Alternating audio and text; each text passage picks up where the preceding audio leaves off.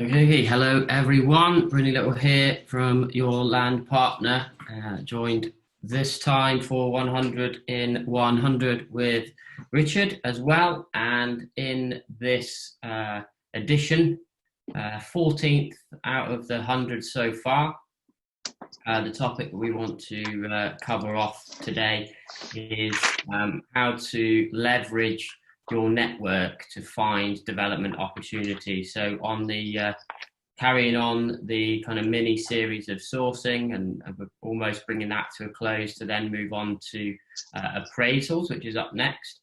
But obviously, as we previously kind of discussed, really, there's lots of different ways to find development opportunities, a plethora of different avenues that you can look down. Some are more fruitful than others. Some take more time than others. Some take more expertise than others. But we wanted to discuss leveraging your network because we actually think that it is one of the better ways of identifying or finding and coming across development opportunities. But it's I wouldn't say the most underutilized. I'd say it's probably under leveraged, if I'm being honest. There's lots of people that reach out to their network to try and find opportunities just simply by asking or simply by posting on social media. I'm looking for development opportunities in a certain area, and then almost casting the net and waiting to see what comes back. But in my experience, not that we've done an inordinate amount of deals from the network itself, really. But it's more of a case of slow playing the network, if you like. It's not about quick returns. Meet somebody or contact somebody within your professional or personal network, and then a week later you expect to find something or get something put on your desk.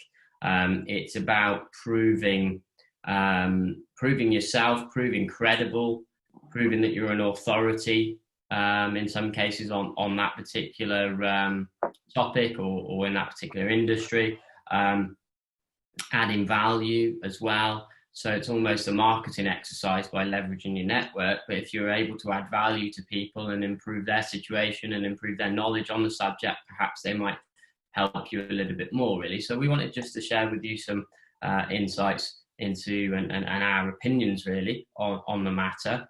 And we're going to kind of almost divide it into two sides, really. You've got your professional network being, the people that you're connected with in and around the industry. So we've got people like contractors, architects, QSs, planning consultants, funders, and other investors, people like that may have opportunities that come to them that they're not developers themselves, perhaps, that they might be able to work with you on, and you in turn work with them on, potentially.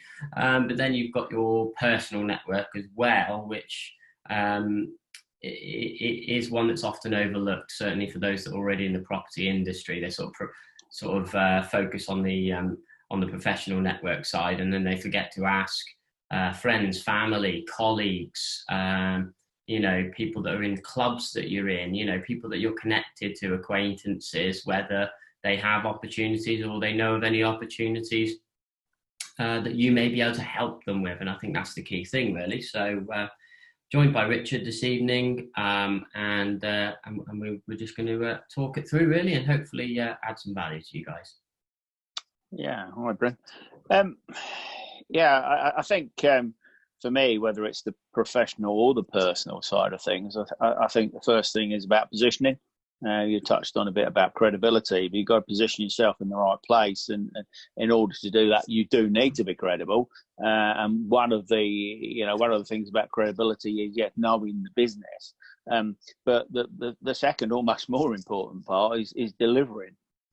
So if you're saying to somebody, look, this is what we're looking for, and they give you a call or an email or whatever, then make sure you respond. Deliver on what you say you're going to do. So actually, take the action. So we do see quite a lot of people that are, quite good at positioning and quite good at credibility. Certainly in the more active networking circles, from a business point of view, whether that's the whether that's the development business, the property sector, or just business generally, great at networking. Yeah, they're not always the best at following through. If we're being perfectly honest here. So yeah, great at real people, fantastic, but actually not always delivering, following through. So whether it's your professional or your personal networks, and I think the other thing that's important here is the recognition of efforts. So when you are talking to somebody and you're asking them if they know somebody or if they can introduce you, etc., don't just leave it and nothing happened for 3 weeks, 4 weeks, or whatever. Touch base with them, and if they're making a bit of an effort, then recognise the fact that they're making an effort. And the key to all of this, the absolute thing that you've got to remember is they ain't doing it for nothing. You'll get a few people in your personal things that are probably because they, love you to bits or whatever else. But most people are not. What's in it for me? Never forget the what's in it for me. It doesn't have to be massive financial reward. Sometimes it is a small financial reward and the recognition, certainly from the personal side of things. But once you get into the professional networking, they want to know, but it doesn't matter how they're smiling at you, how they're looking at you, whatever they're saying, in their mind somewhere is, what am I going to get out of this? So don't leave it too long in the conversation when you're perhaps, asking somebody, telling somebody this is what we're looking for, before you actually say, give them an idea of what their reward is. Because ultimately, they might like you, as I say, but they want to know what's in it for them. So I think so. Positioning, credibility, delivery, recognition, and reward for me are the sort of common things that across both the professional and the personal networks. Anyway. Yeah, definitely. I think positioning is certainly a good thing to highlight. Really, we see a lot of people just going out there, whether it be social media or whether it be any other form of communication, more sort of old school communication, if you like, and talking to people one-on-one, setting up meetings, whether that be professionally or personally, just to talk things through over coffee or what have you. Generally, the approach that we see a lot of people, I won't say most people, but a lot of people take that that I don't feel is the right way of going about it, is that they go almost like cap in hand asking for. So rather than, as Richard said, considering what's in it for them, it's, I'm looking for this, I need this, I need this, I need this, can you find it for me? Or have you got any, who do you know who, and all this kind of stuff. Whereas actually, it's just simply letting people know consistently, and I come back to the word consistent because it's absolutely crucial in success across a whole business. Consistently out there telling people what you do, and being seen to obviously add value through the process. I'm part of, from a personal perspective, I'm part of a cricket club, for example. Lots of people involved in that cricket club. Youngsters and their obviously mums and dads and their family, and then you've got obviously the adult teams, and we've got women's teams as well. So there's probably close to 200 people there. That's a good opportunity there to leverage that properly, in terms of have they got any connections to sites either that they already own, or that their friends or their family own, or that their colleagues own, or that they've come across on a daily basis, that they live next to, or it's on a route that they go on a regular basis. All the things that we talk about being the best ways of finding sites, things like walking the area, getting on the ground, looking at things, always looking for opportunity. It's difficult if you're the only one doing it, but if you can get other people to do it consistently, then that's going to magnify your chances no end. So when was the last time that whoever's listening to this, whether it's live or recorded, when was the last time, think to yourself, when was the last time I reached out to a number of my personal or professional network and let them know that I'm in the market for a certain type of opportunity, a development site or what have you.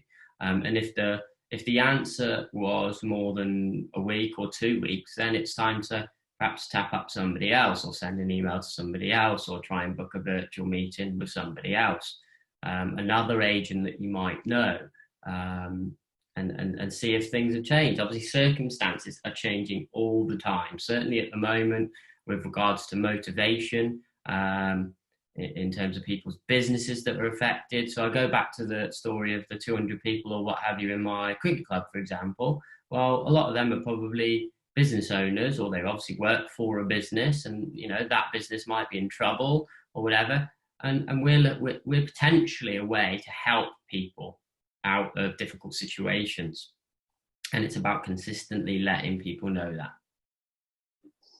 Yeah, I think that's a good point. Again, that's across your professional and your personal networks, and I think just sort of sticking to the personal side of things for the moment is sometimes the best you can get out your personal network is introductions to people. So if you are looking at sites in a particular area, before you maybe have a conversation with the landowner, you might have reached out by letter or whatever. But actually, right, okay, before I have the meeting, before I have that phone call with the landowner or those landowners, who do I know in my network that might know them? So when we're having a conversation with them, then we've got a mutual friend, a mutual connection. So it's not just actually finding the sites, it's actually building the relationship in with those landowners to actually move things forward, because a lot of this comes down to, in the early stages, I think it's brings sort of thing is know, like and trust. I think it brings something like that. So actually, if you've got a mutual connection, as long as you get on okay with them, that's almost job done. It just opens the door, and it's a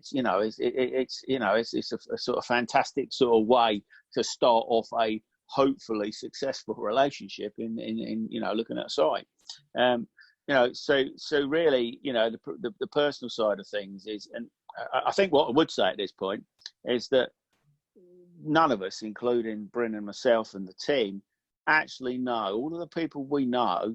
We don't know all of their circumstances, whether it's current issues with finances or businesses or whatever, or what land they might have or what they have in their family. You just don't know. It could be, your mate who's a postman, your mate who's a hairdresser, different people. Don't assume that people, the only people that have land and property that you might be able to do something with are always wealthy people and businessmen. What we would call is real proper people, real working people. That's amazing what assets they have. So don't assume, I think is my thing here. Don't assume that you know all about your personal network, and certainly your professional network. You've got to, you tackle them both in very different ways, really, because obviously personal is one thing, and the professional connections to something else. So in terms of your professional connections, there's a very, very good chance that you're not the only person that they know that is looking for what you're looking for. So it is about being concise, not asking, as Bryn said, not asking them, I'm looking for a development opportunity. Well, it don't matter where it is, don't matter how big it is, whatever. Be very precise. I'm looking for a large garden, or I'm looking for retail property that I can perhaps convert into 2 flats, or I'm looking at at least an acre piece of land. So be quite precise when you're asking people to be your eyes and your ears. And it's exactly what Bryn said. When you're working on your own, even in a team like us, we don't know which one of our team might bring the next opportunity. Yes, generally it'll be something that comes to Bryn or I, but that doesn't mean to say the other members of the team don't get it, because you know what? They've got their own networks. So your network, your personal network, has got its own personal networks. It's massive. The professional side, it will be a lot less, because they're not going to be probably so interested in just you, because as I say, if you've got an architect or a planning consultant or a contractor or whatever, unless you've got a relationship already and you've proved yourself, you're credible, you've delivered, etc., then why are they going to come to you? And it comes back to what's in it for them. They could introduce you potentially to a landowner. I mean, architects, planning consultants, QSs, surveyors, all sorts of different, people. They're talking to landowners all the time. Your legal team, Obviously there's certain things we have to consider in terms of what's private and all that sort of stuff. But equally, there are ways that people can introduce things, but you've got to be clear with them. And why should they bring it to you? Why not bring it to the other person that's also told them they're looking for a lump of land? So be clear on what you can offer them. So it's about incentivizing, but we would say it's very, very much worth doing, because it's been quite rightly said. I don't think we've necessarily done a massive amount of stuff that's come from our network, although we get a lot of opportunities from our network, but we probably got a wider network, professional network, to be fair, than most people that would be listening or watching this. But it all helps. So we've got some stuff on the desk at the moment, which has only come because we've got a bit of credibility and people know that we can deliver. So they're bringing that stuff to us. Those people that bring stuff to us, they know loads of people. They probably know some of you guys, but they might bring it to us before they bring it to you, because we may just have a little bit more credibility. So, but don't be put off by that, because we're not trying to take on everything that comes across our desk. And if we're being honest, and most of you will know if you listened to us before, it's most of the stuff that comes, wherever it comes from, don't work out. So the most important thing is the relationship with the landowner and their motivation. Are they interested in actually looking at something and having a commercial conversation with you? So if you can get that introduction, or you've got that mutual connection, it's all going to help when you're actually having any negotiations, any introductions with landowners. And the positioning side of things, you haven't got to go in and say, look, we're brilliant developers, we know all about it, we've been doing it for 40, 50, 60 years or whatever, because actually, it's more about who you are, and who who that mutual connection is. And if you've been introduced by, another professional, that's great. But if you've been introduced by somebody from your personal network, I would say, and let Bryn see what, tell you what he feels, I would say that's even better. Yeah, I think one of my business mentors and friends, some of you may well be familiar with his work, Daniel Priestley. He focuses on becoming that key person of influence in your industry, and I think that is key, certainly when it comes to the front end of the process, because it's about getting traction. You're not going to become a key person of influence. We're not telling you to become a key person of influence in development across the UK. That's difficult. The volume house builders, the people, not one person within that industry, but probably the company as a whole is an influential company on delivering housing in the UK. But can you become a key person of influence on delivering developments in your area or within your network? So what is it that you've got to produce on a consistent basis that will help you become that person? And one of the things massively is honing your pitch. Now, we've got many different pitches. Now, you need lots of different pitches depending on who you're talking to. Yeah.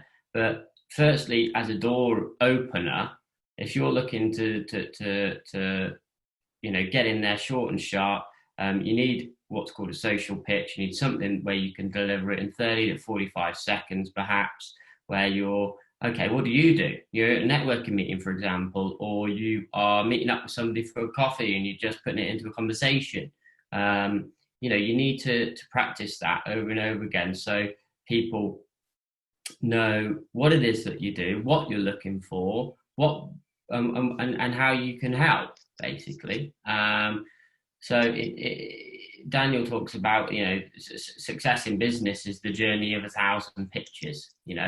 A pitch isn't just about pitching to get to the end result. It's, waiting for that end pitch to go, here's how much I want to pay for the land, Mr. and Mrs. Landowner, and doing the deal. A pitch might be getting the next meeting, or getting to the next stage of something, and that's why it's a journey of 1,000 pitches. And that highlights the need for consistency. You have to be constantly banging the drum. So a couple of things for me is reach out to your personal and professional network over the next week or 2 weeks if finding development opportunities is high on your priority list for the next, quarter maybe, because it's not going to happen overnight. Yeah, you might not be looking for sites right now, but if you want a site when lockdown ends, if it does, or what have you, or when businesses start to get back going again and you're looking to, boost your business, then, you need sites, then start honing your skills now. Reach out to your personal network, reach out to your professional network, tell them clearly and concisely what it is that you're looking for. Don't say I'm looking for development opportunities, because most people don't know. Certainly personally, they don't know what development opportunity is. Your professional networking, you're going to go, okay, well, are you looking for a 2-bed terrace to put some magnolia paint on, or are you looking for 10 acres of land that you want to build 100 houses on? And anything and everything in between. So be clear on what it is that you're looking for. I'm looking for development sites of between 4 and 40 units, ideally for 2 and 3 bedroom family homes within, Shropshire, Cheshire and Staffordshire, up to if you've got specific parameters on purchase prices, then put that in.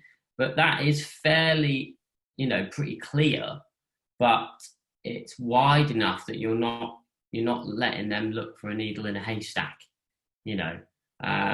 So hone in on what it is that you are looking for. Reach out to at least 5 people, I would say, in your personal and professional networks each. So 5 personal, 5 professional over the next couple of weeks. Try and put a pitch together that is pretty clear and concise on who you are, a little bit about what your kind of credibility is, what it is that you're looking for, how you can help them, and hopefully you'll start to see dividend, that pay dividends. You won't perhaps see it straight away, but then it's a consistently getting back to them and reminding them that you're still there. Yeah, definitely. I think I'm going to sort of leave it on something that, if you haven't heard it from me yet or hadn't heard it from us yet, you're going to hear it time and time again in different parts of the process, is sit down and make a list. Start off with your personal connections. Who do you know? And most of you are not going to do it. I know that, but those of you that do will actually come across a few people who think, oh, actually, yeah, I forgot I knew them. Yeah. Which is bizarre because most people wouldn't, but you actually sit down and make a list, and get it to 100 personal people. I mean, not people you just, you met once, and we're talking about that, but people that you can have a dialogue with, whether you're from the golf club or from the beauty sort of parlour or wherever it might be. You start with your family and work outwards. And actually, when you're writing that list and when you've done that list, review that list and keep adding to it, because once you start focusing on who do I know, you can do parallel lists if you like. You can have your personal and your professional. Don't go every single person you know in the sector, but people that you can reach out to that are not going to say, what do they want? Yeah. So actually make a list, and while you're going through it, to sort of say, well, actually, I wonder in what way, what do I know about them that may be beneficial? Yeah, this is about you. Yeah, this is about how they may well be beneficial to you. Yeah, and lots of people aren't comfortable with doing that because they think, oh, well, that shouldn't be about that. But let's be honest, get over yourself and actually say, no, this is about me. I'm looking for opportunities. I will make sure when I get those opportunities that everybody involved will get their bit. So, you clear it with yourself that way. But actually write down that list, because, yeah, I know it's us older people that probably are more forgetful, but you forget who you know. And sometimes you don't, as I said before, you don't know their circumstances. Yeah. And so just make that list. And then, as Bryn said, yeah, pick 5 or 10 or whatever, 5 a week, reach out to 5 a week, and have a word with them, but start off on the basis, let's see what you can do for them, so don't launch straight into your pitch. As Bryn's quite right. It's, I look upon it not in pitches. I look upon the whole thing as a jigsaw puzzle, but I'll tell that story another day. So yeah, it's up to you. If you don't want to do it, don't do it. I've given this advice out for many, many years, and there aren't many people that do it. But you are going to get it time and time again. Make that list. Because if you make the list now, we'll come back to it at least on 2 other occasions where that your network is going to be beneficial. And say when you make the list, make a few notes. Don't just put the name down. Notes. Yeah, okay. Remind me. Oh, where do I know them from? Who are they? It might be family, but it might be just friends. People you went to school with. It might be 50 years ago, but are you still in connection with them? Do they now hold positions that may be beneficial to you?